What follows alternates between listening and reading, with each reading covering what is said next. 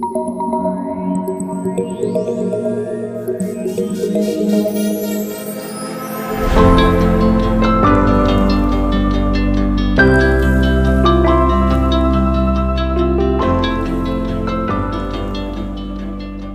afternoon, everyone. My name is Don Parkinson, and I'd like to welcome you back to another in our series of NRL live streaming sessions. Every other week on Wednesdays at the same time, we will discuss a new topic, and we want to encourage you to provide as much input as possible by calling or texting us with your questions or comments. You can call or text us toll free at 1-844 424 0500. That's 1-844 424 0500. Just to remind everyone, we are doing these radio shows and streaming sessions to help community members and the general public better understand what is involved in the federal impact assessment and provincial environmental assessment processes, and to encourage viewers and listeners to participate in these two activities. So I'll be flying solo today with no co-host, but today's session is called Field Studies, Waterfowl and Breeding Birds. And in this presentation today, we're going to talk about the waterfowl and breeding bird studies that are being done or will be done as part of this environmental or impact assessment. So if our technical team can bring up the PowerPoint to slide number 2, I will then, I don't think they have, they may not have the PowerPoint. Hey, Don, you know what? I don't have the PowerPoint. Okay, that's fine. So let me, If you can email it to me, I can get it set up real quick. so what we'll do is let's run through the slides here now, and we'll talk a little bit about what will be assessed talk about the study plan objectives. So in terms of the objectives of the study plan, the first is to identify and consider the impacts of the project on waterfowl and breeding birds. And then the second is to identify kind of the opposite, basically. It's to identify and consider the impacts of waterfowl and breeding birds on the project. And then finally, provide recommendations for minimizing negative environmental, health, social, project constructability or buildability, and economic effects related to waterfowl and breeding birds impacts during construction and operation or maintenance of the project. So what will be assessed in the studies? We're going to be looking at what we call habitat availability. Habitat availability is a measure of habitat quantity and quality. So your next question might be, what is habitat quantity and quality? Well, habitat quantity refers to the amount of habitat available for birds and their various life history stages.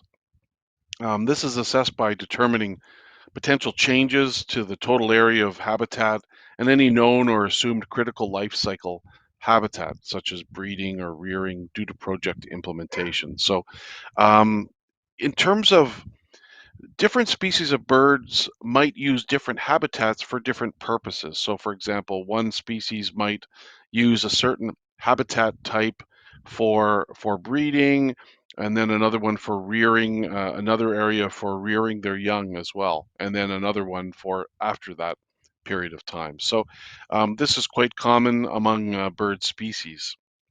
In terms of habitat quality, this refers to the quality of the habitat available for birds and their various life history stages. So we know what the preferred habitat is of these different bird species, and then so we look at the landscape and we identify those areas which are suitable to support that particular species. And so we assess impacts on habitat quality by determining changes in habitat quality, i.e., for example, quality of breeding, rearing, or overwintering habitats for specific species, important species, due to project implementation. And then we're also going to look at abundance and distribution. Abundance refers to direct changes to the population. Um, for example, death of individuals from physical activities directly related to the project, or indirect changes to the population because of changes to habitat availability that might affect survival and reproduction. Distribution of, when we're talking about distribution of bird species, this relates to the what we call the spatial configuration of habitats, like the shape of the habitats, and then how connected they are to other habitat areas. All this sort of plays a role in defining quality of habitat and understanding how they're distributed, not only spatially but in terms of and also how many there are, how many, the abundance, and how they move around as well too. So some of the other things that are assessed in these studies, are things like species richness, and what this refers to is direct changes to the the, the presence of of that species in the study area. For example, was there disappearance of individual populations resulting from physical activities related to the project, or indirect changes to the population due to changes to habitat availability? And then the next factor that'll be assessed is relative overlap. This refers to the presence of species in multiple habitats, and I talked about this earlier where I was talking about some species occupy different habitats at different life stages. Then we get into something called species habitat specificity. This refers to changes to the availability of specific habitat types, or habitats that support that certain species require for their life processes. These areas that they might use for nesting or rearing their young, for example. And some of these habitat types, as an example, would include specialized upland land cover type, specialized wetland land cover type, like such as bog or fen, swamp, marsh, specialized riparian habitat, and critical landforms or habitats that are of conservation concern. In terms of another factor, it's predation and habitat usage.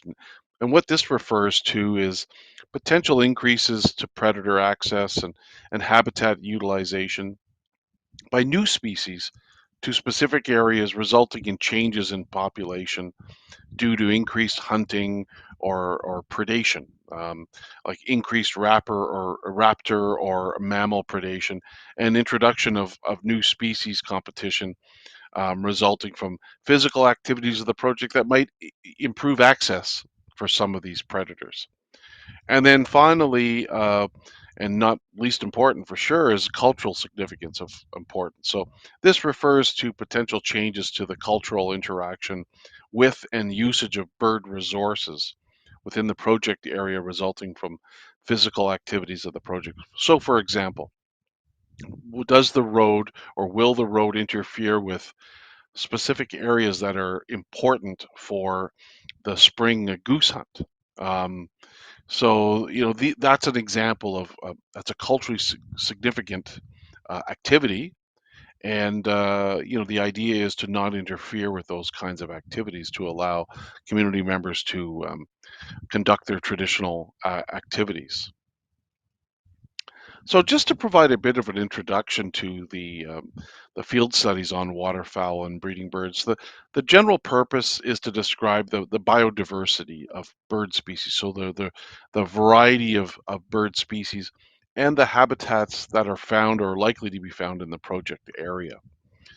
And the data that's collected from the field studies actually um, is being collected to not only for the purposes of just conducting the environmental assessment, but it's regulated. So there are specific requirements issued by, for example, the federal government, through their tailored impact statement guidelines, which is like a terms of reference or a work plan for the impact assessment.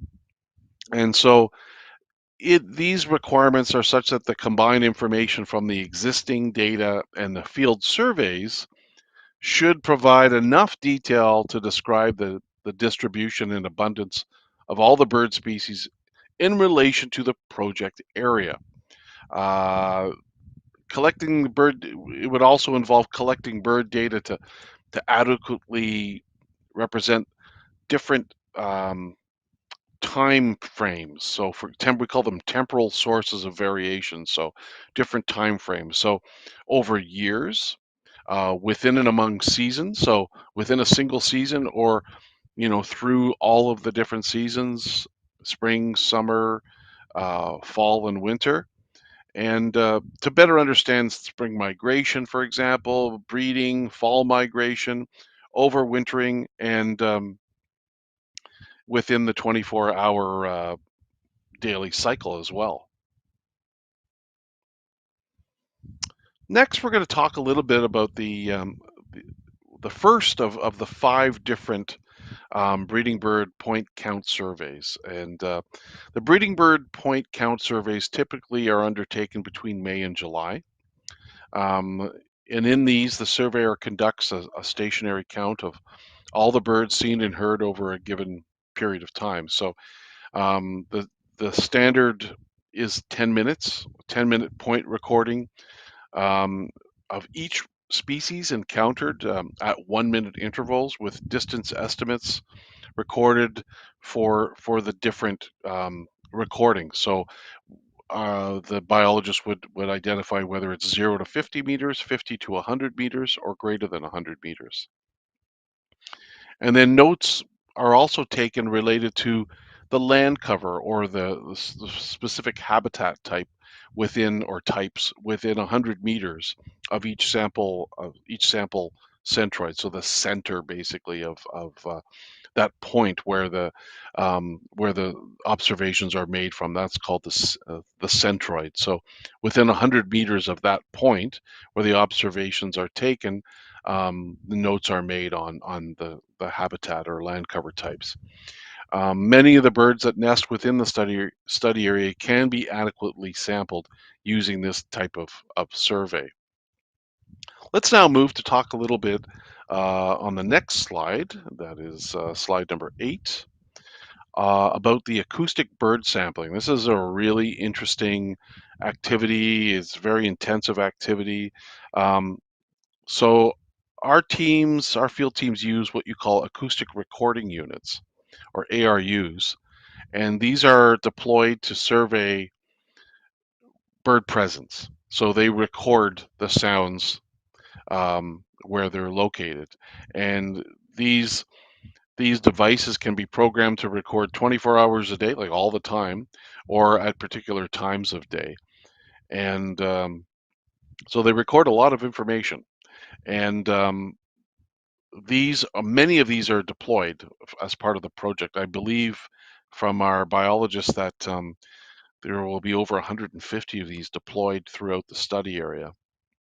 And what they do is, by recording this information, they obtain data that helps us support it supports the abundance and distribution modeling process, and they capture like changes over time in the presence of birds, the abundance, the distribution of birds across a wide time range, and across different times of day as well too. So what they do is, and they compile a lot of data, these devices, and what they do is the data goes into a software package, which then filters the data and identifies, based on the way it's set up, different species that have been observed based on the recordings on the devices.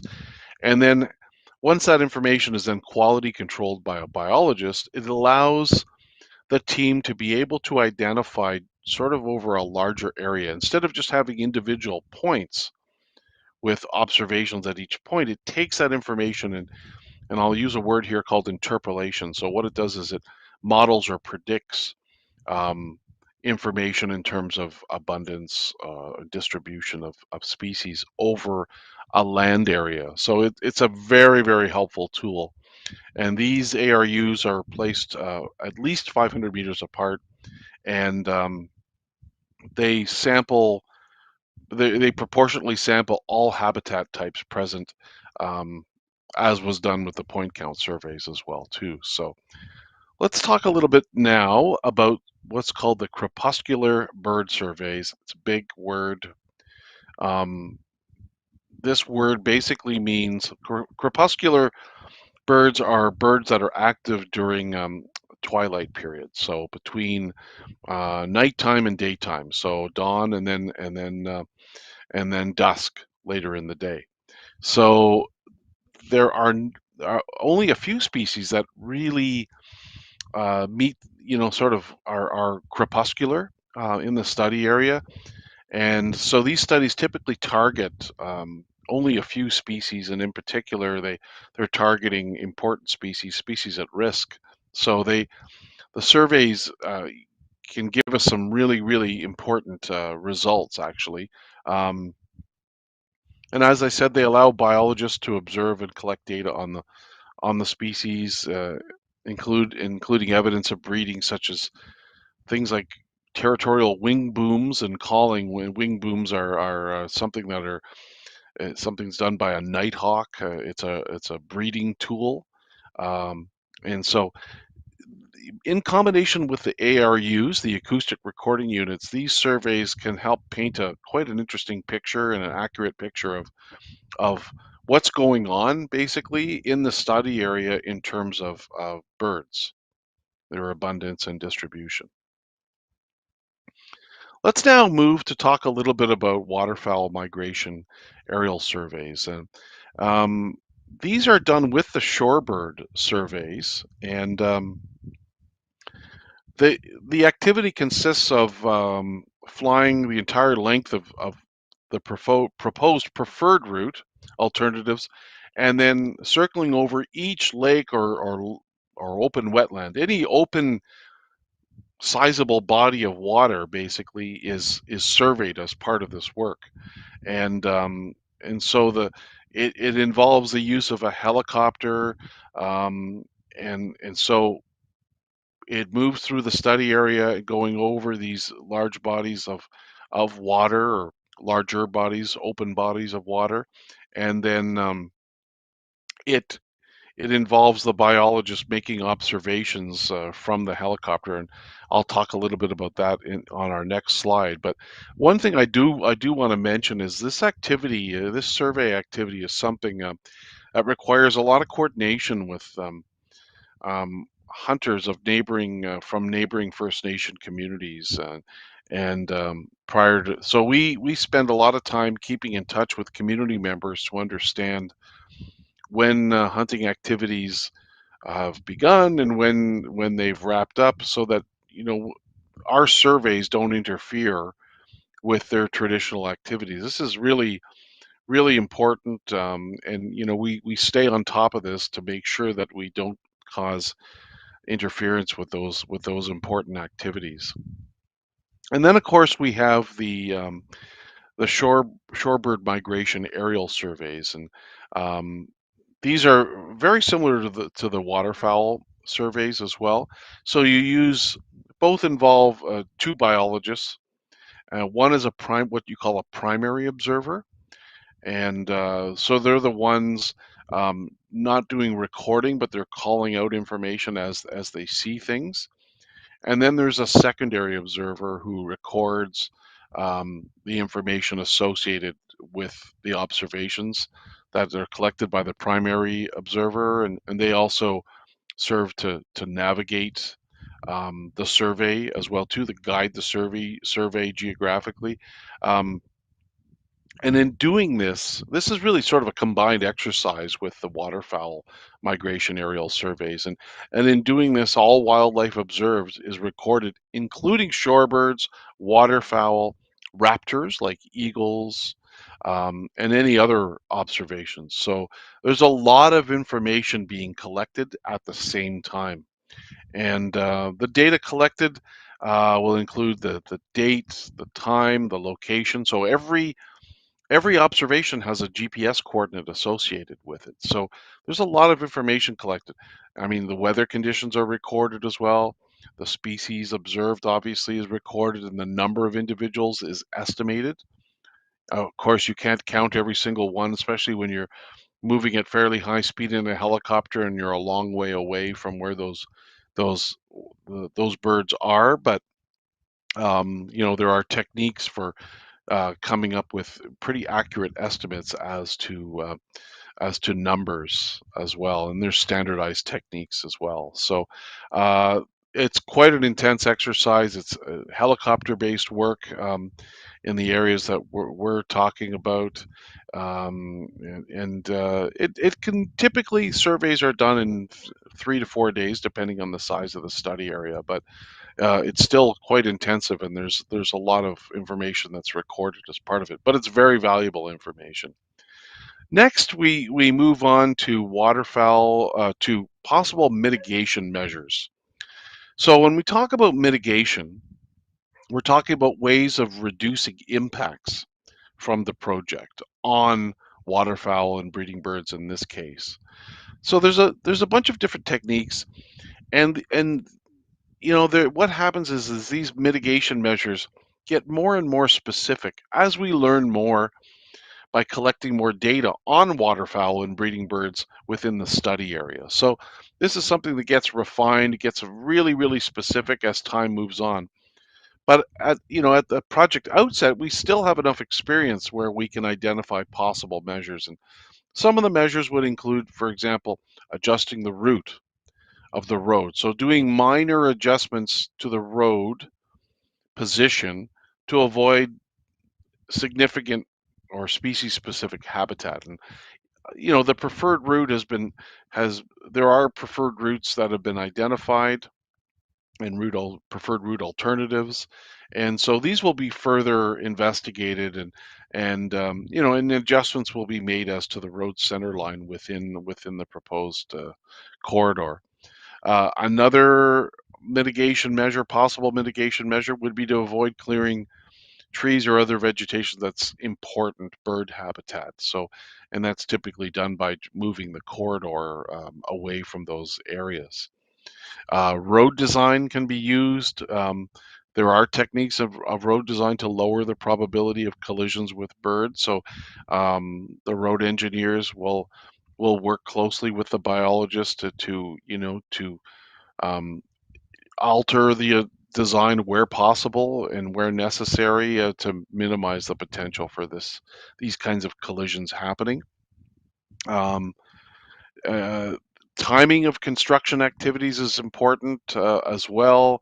It's a key one actually, and there's certain nesting periods for different species, and so what would happen is typically construction could not occur in certain areas during a certain time frame when specific species are nesting. So this is one that's very common. You'll see this. It's very, very common to see these kind of um, uh, no construction periods because birds are nesting, which is typically, I believe, depends on the species, of course, but typically in the springtime.